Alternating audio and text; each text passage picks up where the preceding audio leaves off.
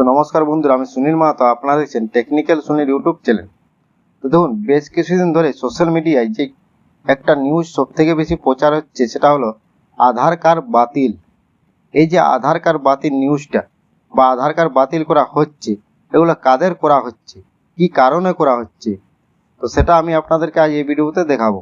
তো দেখুন, এইরকম একটা আপনাদের কাছে যাদের আধার কার্ড ডিঅ্যাক্টিভ করা হচ্ছে তাদের এরকম একটা চিঠি দেওয়া হচ্ছে এবং এখানে লেখা থাকছে যে আপনার আধার কার্ডটা এই নম্বরের আধার কার্ড ডিঅ্যাক্টিভ করা হয়েছে 28 এই আইনে। আপনার যদি এর বিরুদ্ধে কিছু আইনে ব্যবস্থা নিতে পারেন তো আপনারা আধারের সাইট অফিসে যেয়ে দেখা করতে পারেন, এরকমভাবে একটা দিচ্ছে আপনাদের। এই যে বাতিলটা কি কারণে হচ্ছে সেটাই আমি আপনাদেরকে এই ভিডিওতে বোঝাবো। যদি আপনারা জানেন যে এই কারণে বাতিল হচ্ছে এবং যদি আপনাদের এগুলো সব ঠিক থাকে তাহলে আপনাদের কিন্তু ভয়ের কোনো কারণ নেই। আর যদি ভিডিও ভালো লাগে তো অবশ্যই লাইক করবেন, চ্যানেলে প্রথম হলে সাবস্ক্রাইব করবেন এবং বেল আইকন কিন্তু ক্লিক করে রাখবেন। তো দেখুন কি কারণে বাতিল হচ্ছে সেগুলো আমি আপনাদেরকে একটা একটা পয়েন্ট বলছি। তো প্রথম পয়েন্ট হলো ছবির ক্ষেত্রে। তো দেখুন, আপনারা সকলেই জানেন যে আধার কার্ডের যে ছবিটা থাকে, ফটোটা, সেটা কিন্তু তারা সরাসরি আধার সেন্টারে আপনাদের পিসির থেকে ওই পিসিটার থেকে নেওয়া হয়, কম্পিউটার থেকে নেওয়া হয়। আপনারা যদি এইভাবে আপনাদের ছবিটা আপডেট করা থাকে তাহলে আপনাদের কিন্তু কোনো প্রবলেম নেই। কিন্তু অনেকগুলো ছবি কিন্তু আপনারা অন্যরকমভাবে কারণ ছবি ফটোভাবে আপনারা আপলোড করে দিয়ে থাকেন বা অন্য কিছুভাবে যদি আপলোড করা থাকে সেক্ষেত্রে আপনাদের কিন্তু আধার কার্ডটা বাতিল হতে পারে।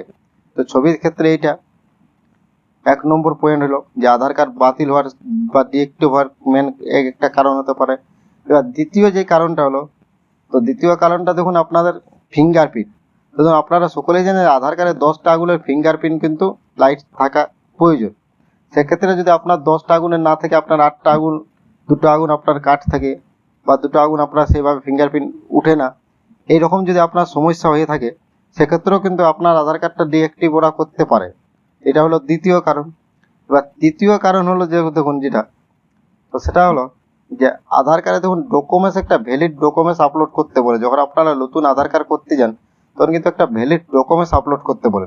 তো এই যে ভ্যালিড ডকুমেন্টস, এটা কিন্তু গভর্নমেন্ট আইডি ডিজিটাল সার্টিফিকেট বা ডিজিটাল কোনো ডকুমেন্টস আপনাকে আপলোড করতে হবে। এটা যদি আপনারা অন্য কোনো ডকুমেন্টস আপলোড করে থাকেন আর যদি কোনো কারণে আধার কার্ড আপনার হয়ে যায় সেক্ষেত্রেও কিন্তু পরবর্তীকালে আপনার আধার কার্ডটা বাতিল হওয়ার সম্ভাবনা থাকতে পারে বা ক্যান্সেল হয়ে যেতে করতে পারে ওরা। এটা হলো 3 নম্বর কারণ।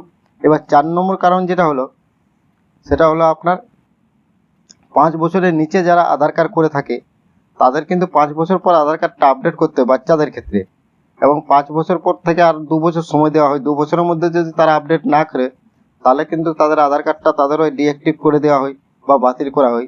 তো এই যে কারণগুলো, এই কারণগুলো যদি আপনার না থাকে তাহলে আপনার আধার কার্ডের বাতিলের কোনো সম্ভাবনা নাই বা বাতিল বা ডিঅ্যাক্টিভ করবে না।